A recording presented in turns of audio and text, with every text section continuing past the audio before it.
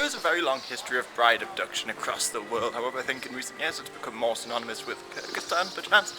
But it's prevalent everywhere. Well, it has been prevalent everywhere. I mean, there's a lot of examples of Native American tribes kidnapping brides well until the 20th century. Well, there's an example I found of native tribes in Brazil kidnapping non-native brides. But it was also prevalent in China amongst the Hmong people, and in East Africa it's still practiced in Kenya and Ethiopia, and it's still somewhat around in the Caucasus and southern Russia. But if you look at the wedding customs here in Ukraine, you can see that it was once very prevalent here. So of course this is all just tradition and it doesn't happen anymore, but a lot of people have the traditional marriages, and in these traditional type of marriages the savat is very important. Now this was just a friend of the groom, and it was his job to sort of go out looking for a girl for his friend.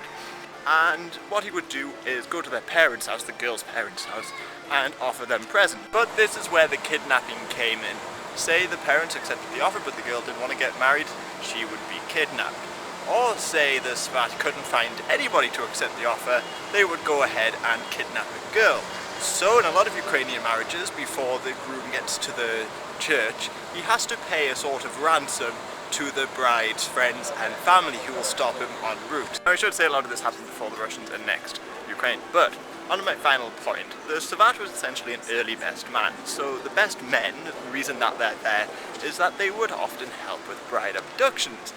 And from what I've read, they would often escort the brides to the church, so it was their job to sort of defend them from anybody else sort of re-kidnapping the bride.